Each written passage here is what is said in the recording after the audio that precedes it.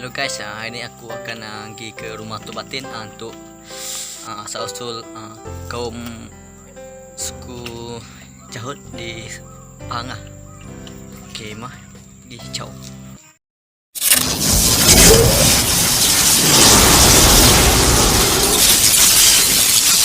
Ya, saya ialah Muhammad bin Kuang, suku kaum Jahut. Jahut ni ada di sekitar daerah Tembeluh dan Jelantut, lebih kurang 12 kampung. Itulah yang ada Jahut.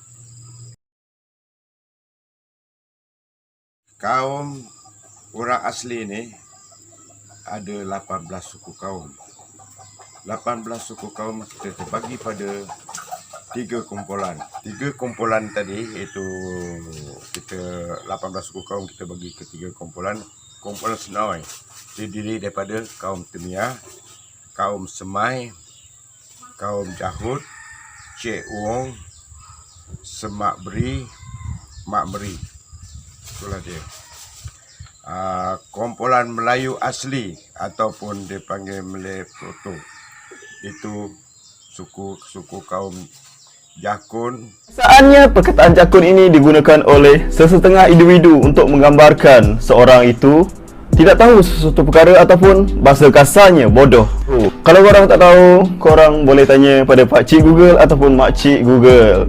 Anda jangan tanya pada Makcik Bawang, kerana kalau anda tanya pada Makcik Bawang, benda lain korang akan jumpa. Orang Kuala, Seletar, Semelai, Temuan.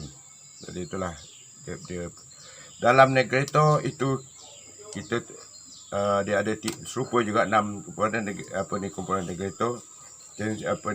Seperti Kinta, Lanoh, Jahai, Mendrit, Batek. Dia ada 8, lebih kurang samalah juga 6 satu kumpulan jadi 18 yang ada di Semenanjung.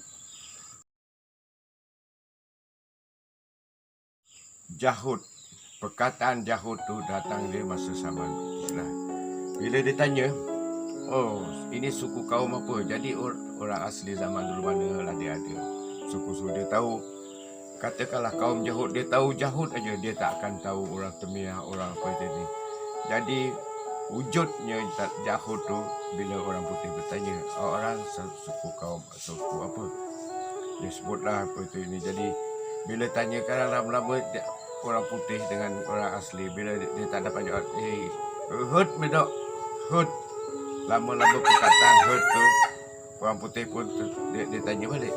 Kalau orang sebut orang jah, oh jah. Bila tanya lagi hut, hut. Bila tanya lagi hut. Jadi hut tu sebenarnya tidak, tak nak jawab, tak nak apa itu ni. Jadi orang putih tertulis saja macam tu, ditulis dengan perkataan Jahut. Tidak tu sebenarnya Jahut. Dan itulah sampailah ke hari ini orang panggil kaum Jahut. Batin ya, zaman dulu memang wujud batin. Sebab itu kita cakap tadi di Kuala Pahang tu, di situlah lahirnya batin yang dulu dibagi oleh tuanku. Ada watikah daripada tuanku batin ni. Yang dia bila satu tempat, katakan di Kerau, dia letak satu batin. Bermakna tiap-tiap kampung dia letak menteri. Sebab tu dulu wujudlah menteri Keh lah, menteri Juan lah, menteri Kek lah, menteri Abbas lah dulu. Itulah. Tapi pada hari ini yang dia dah boleh katakan tiap-tiap kampung ada batin. Dulu tak ada. Lepas tu katakanlah kita letak dalam Jahut ni belah Mei ataupun Kiul, dia satu aja dia letak. Sebab tu dia letak di Mei satu batin, Kiul tu dia letak menteri. Itulah nak kisah dia. Bukan macam hari ini. Hari ini dah satu kampung, dah 100 lebih, dah satu batin. Kita mula daripada Raya Mengkuang, naik pergi ke Berdut, Pelong, Berdut, Rekoh. Lepas Rekoh kita ambil daripada seboi, mendoi, penderas, pasul, papasul, buung, pian dan terbul. Jerantut dia ada tiga kampung Jahut. Dalam Jahut dia dipanggil Kuul, Sungai Kuul, lepas tu Kiul dengan Sungai Mai. Itulah dalam daerah Jerantut ada tiga kampung orang asli Jahut. Apa ni nak kata berkait rapat, memang berkait rapat. Sebab tu belah-belah jelai dia ada lantik. Satu orang memegang Raja Tom, Raja Tupai, sehinggalah ke Raja Kecut. Jadi itu di bawah Sultan melantik. Dan batin-batin yang dia kata tadi, macam saya sebut tadi di Mai, Panjang Kerau, dia dilantik oleh tuanku dengan watikah. Dengan tongkat dia, apa itu ni semua dah. Pelantikan dia bukan macam sekarang daripada menteri dia dulu tu. Ura-ura. Sekarang tuanku pun ambil alih, bahawa batin ialah di bawah kuasa tuanku. Yang menjaga orang asli masa darurat ialah bermula dulu tak ada benda. Lepas tu masa darurat dipegang oleh keselamatan lah, sebab dia nak jaga supaya orang asli ni tidak terpengaruh dengan anasir jahat ni, komunis. Jadi dia sebab itu mula-mula dulu dia pindahkan orang suku kita Jahut ni ke seberang Pahang. Di sanalah dijaga itu ini. Selepas saja darurat dah kurang, kita diletak di bawah Kementerian Tanah dan Galian. Tak sesuai, dia letak di bawah Kementerian Hal Ehwal Dalam Negeri. Kemudian dia pindah ke luar bandar. Daripada luar bandar bermacam-macam, ada 3-4 kementerian lah. Dulu dia panggil, masa British dia panggil Jabatan Orang Asli. Selepas itu dia bagi lagi nama Jabatan Hal Ehwal Orang Asli. Kemudian masa mantan Perdana Menteri Najib Tun Razak, dia tak sesuai perkataan Hal Ehwal Orang Asli. Bukannya semua Hal Ehwal Orang Asli itu nak jabatan ambil tahu, tidak. Jadi ditukarlah ke Jabatan Kemajuan Orang Asli sehinggalah pada hari ini. Rasa saya lah, bukan rasa lah, saya tak pernah tengok, saya pernah mentadbir ni. Cara perkahwinan mestilah daripada mula bertanya, budak sama budak, kemudian orang tua, kemudian masuk berminang. Selepas meminang, taruh janji itu ini dah cukup waktu dia, maka dia buat. Kahwin tu naklah disah oleh ketua kampung. Kemudian ketua kampung bila dah sah itu ini, dia akan buat surat ke jabatan.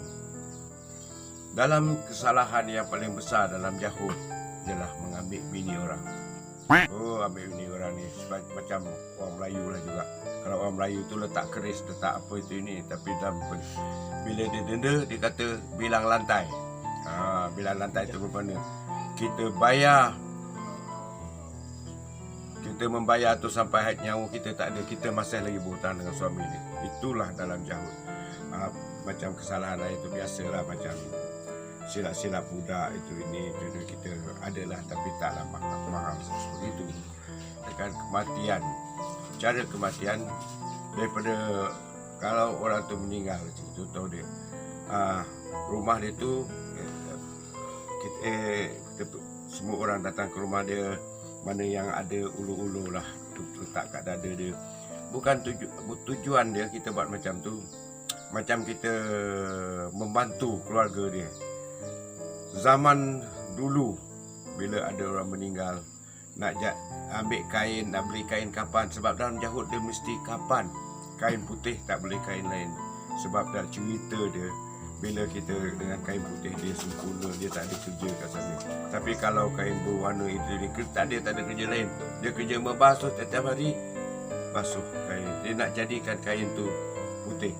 Jadi cerita orang tua lah pasal dia orang ada pengalaman yang apa tu ni dari segi kematian. Kemudian bila dah siap itu ini tu, dah pergi gali lubang itu ini, bila dah ke bumi, bila dah ke bumi tu dia tengok kalau lelaki 6 hari mesti bagi kenduri, perempuan 7 hari. Kerana perempuan tu dalam Jahud ni dia kata kerja dia lebih banyak perhiasan, banyak alat-alat dia kena bawa, jadi dia bersiap lah sebab dia terlebih daripada lelaki. Ini pun satu adat suku kaum Yahud. Dulu sebenarnya usul asal dia tak ada, tapi dia cerita macam tadi lah. Dia ni berasal daripada Pagaruyung, dia keturunan bangsawan. Jadi bila dia dah merantau tadi yang macam cerita asal tadi, jadi sampai je kat sini dia masa di Pagaruyung sunat taklud. Dia sunat taklud apa itu. Jadi bila dia nak duduk dekat sana, kawan-kawan dia ejek lah, pulup lah apa itu ini, jadi dia malu. Jadi dia malu tu tadi dengan kawan-kawan, dengan anak-anak dara, dia pun merantau sampailah ke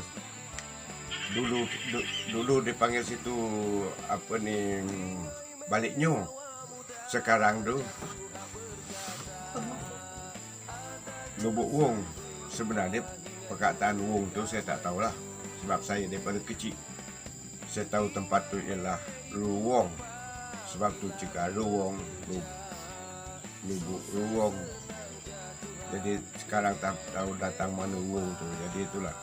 Jadi cerita dia tadi yang datang bersunat tadi, dia belajar, dia tadi duduk kat situ, dia tak makan benda-benda yang apa ni, yang dalam Islam tak makan tu. Jadi bila batin tu tadi meninggal, tadi, dia berpesan lah, kalau saya meninggal besok, dia kata awak lah ganti batin kat sini. Dia kata penentu kita tak nak lah itu. Dari dalam dia kahwin lah, kahwin dah dapat anak dengan anak batin tadi. Nama dia batin perempuan, yang jadikan tadi batin perempuan. Nama dia batin perempuan, dia lelaki. Yang cerdik perempuan dia, bertahu bercakap dengan orang luar, tahu buat apa itu ni, yang dia tak tahu. Sebagai contoh dia, bila orang tanya, batin apa dia apa ni, sempurna, dia kata, buat penca anak saya. Maksud dia daun nak bagi makan anak bini, tapi dia tak tahu, dia cakap. Jadi bini ni pun betul cakap tu. Sebab tu bini lebih great, sebab tu orang panggil dia batin perempuan. Jadi dia pun bila dah kahwin tu ini, dapatlah anak lelaki. Bila anak dah besar tu, dia pun jumpa pergi kat bapak mentua dia. Cakap, Pak, saya ingat anak saya ni, saya nak sunat lah. Oh, bapak mentua dia tak bagi sunat, nanti matilah itu ini. Kata dia tak ada sikit aja itu, tak boleh itu ni. Lama-lama dah hari-hari dia minta lama pak mentua pun bagi syarat. Kalau awak nak sunat anak awak ni, saya tahu anak awak cucu saya. Kalau dia mati, awak pun mati. Dia sanggup. Tak apalah, bapak saya sanggup. Ayah nak bodoh saya tak apa. Tapi saya nak sebab keturunan saya begini dia ceritalah. Sebab dia kata dia bangsawan, sebab tu dia tahu dia tu keturunan raja. Dia pun buat. Bila buat tadi dia minta lah itu ini dengan pakai baju, pakai tanjak pun. Sebab tu pada hari ini kita tengoklah kalau budak pergi bersunat tu, tengok dengan pakaian dia macam raja. Jadi itulah hinggalah hari ini dia amal. Itulah cerita dia. Bab agama ni, ini hak seseorang. Macam saya, daripada dulu memang dalam Jahud dia tak ada lah agama, dia tak ada. Hanya dia tadi dah kepercayaan dia tu. Bila dia kepercayaan itu, sebab tu dia orang dulu dengan bomor, dengan apa itu. Jadi budak-budak orang sekarang tu dia dah pergi ke ini, kumpulan ni jadi ini, pergi kumpulan ni jadi ini. Jadi bab agama ni saya sendiri pun tak boleh nak kata kata pun. Kalau dia nak macam anak saya sendiri, kalau dia nak masuk Islam, pergilah. Tapi buatlah cara beragama, jangan buat lebih-lebih kurang. Begitu ya, siapa yang nak pergi Kristian pergi. Tapi buatlah cara dia, janganlah benda yang dia larang itu yang kita amal. Jadi saya tak ambil tahu sangatlah apa itu. Itu terpulang hak masing-masing, hak individu tentang agama ni. Itulah pesanan saya pada semua yang mana dah masuk teruskan.